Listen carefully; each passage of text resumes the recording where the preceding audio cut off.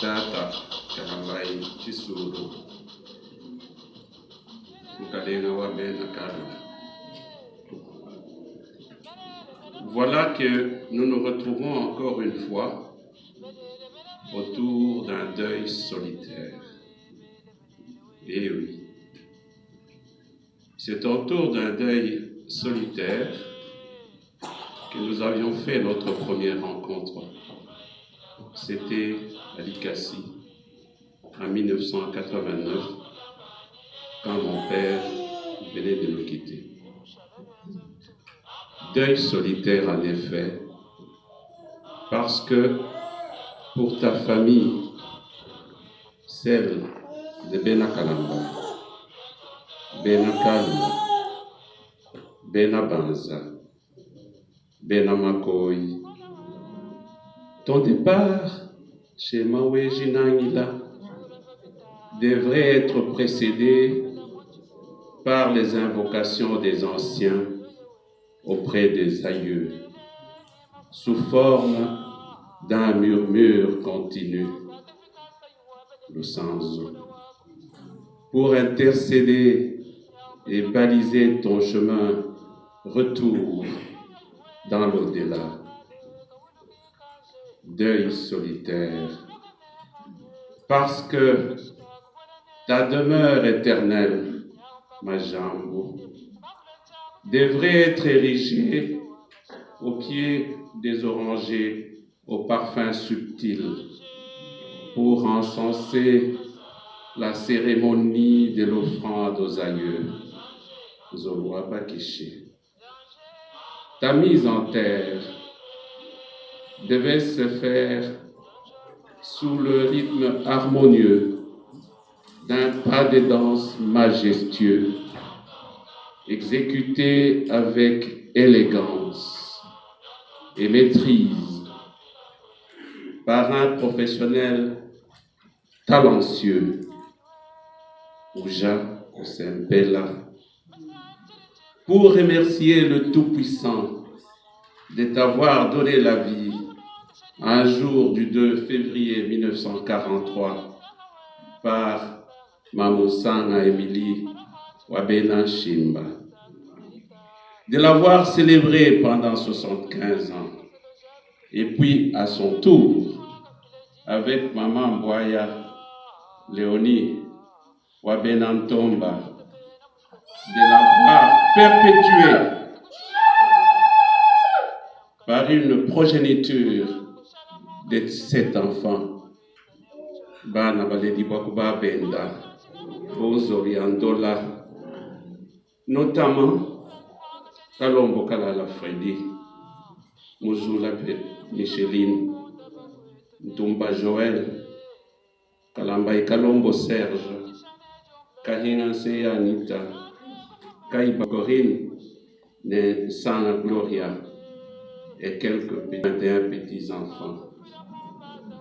Deuil solitaire, parce qu'en effet, ton retour chez les créateurs devait être célébré par le son funèbre du balafon traditionnel, Madimba, sous-tendu par les vibrations frénétiques des tam-tams survoltés, accompagnant le pleur hystérique des mères inconsolables et les mélodies mélancoliques des femmes pleureuses, Bama Mubadila Patendakana, et du griot détenteur de la mémoire collective, Wela Kasala Kayuminamata, pour témoigner sur les mérites et les bravoures de ta famille, celle des braves gens, bâtisseurs des royaumes et des empires, perdus au fin fond du continent. C'est parce que, bâtisseurs des royaumes et des empires, qu'ils furent acheminés de force, puis par nécessité, pour bâtir les empires de l'Union minière du Haut-Katanga. Ton père Kalongo Laurent fut du cortège. Deuil solitaire. Et voilà qu'à sa mort, ton grand-père Makoy, frère de Malela, va te ramener au pays des anciens. Pas pour longtemps, parce que ton papa Banza Léonard te fera faire le chemin retour jusqu'à Likasi pour poursuivre tes études.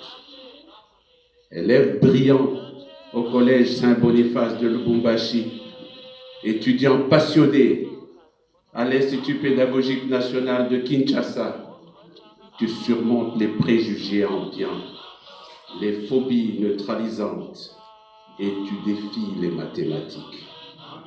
Cet instrument par excellence des bâtisseurs des royaumes et des empires, car transforme l'abstrait en forme concrète dans un parfait équilibre des éléments en présence.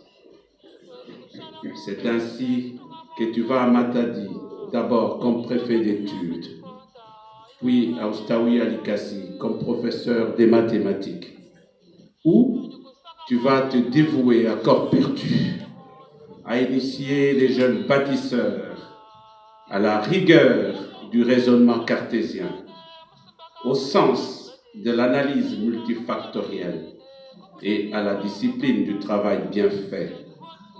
Tu leur fais voir que les mathématiques sont présentes au journalier dans notre vie, qu'il s'agisse de faire son marché, de planifier sa journée ou de faire ses économies, il faut posséder les rudiments mathématiques. Tu le fais si bien, l'œil pétillant d'intelligence, avec passion, conviction, persuasion, rigueur, avec amour et beaucoup d'humour. Tes élèves en gardent des souvenirs précieux et leurs témoignages élogieux sont émouvants. L'effondrement en 1992 de l'empire érigé au Katanga va te remettre sur la route de l'Exode, comme tous les seigneurs dépouillés. D'abord au Kasaï, puis à Kinshasa. Notre deuxième rencontre à Repentigny, il y a à peine 3 mois, est chargée d'émotions. Des souvenirs épars s'entremêlent à petits bouts discontinus. La soif de constituer notre parcours d'apatride est immense. La mémoire nous trahit. Le temps manque. Nous nous faisons des promesses réciproques d'effectuer ensemble le voyage en esprit vers cette terre lointaine dont nous ne maîtrisons plus ni les codes ni le souffle. Deuil solitaire. À notre troisième rencontre, tu es dans ces draps froids, anonymes du lit d'hôpital. Ton corps ne respecte plus ta volonté. Tu te questionnes sur ce qui t'arrive. Bana Beto, Echi, Boalukai. Je n'ai pas de réponse logique à te donner. Nos supputations sont loin de te tranquilliser, mais tu joues le jeu. Tu n'as plus d'appétit, mais tu t'efforces de me prouver que tu veux vraiment manger pour retrouver tes forces et être autonome. Tu vas avaler péniblement 1, puis 2, puis 3 bouchées de yaourt. C'est froid, tu me dis. Mais tu as fini le petit pot satisfait, avec cet air conquérant qui brille dans tes yeux.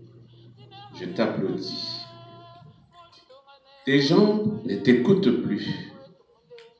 Mais tu t'efforces de me prouver que tu veux vraiment marcher et être autonome. Avec l'appui de la kinésithérapeute, tu vas effectuer un pas, puis 2, puis 3. Tu vas même faire un petit tour dans le corridor. Oh miracle! La kinésithérapeute t'applaudit. Je fais de même. Tu es essoufflé, mais satisfait. Encore et toujours cet air conquérant en coin de l'œil. On se quitte quelques heures plus tard, satisfait de la rencontre. On s'est fait une promesse ferme de se retrouver à la maison. Tu quitteras en effet l'hôpital quelques jours après. L'espoir renaît, mais pas pour longtemps. Le corps se dérègle très vite. L'esprit, lui, tient encore bon par épisode. On n'aura plus la chance de se revoir.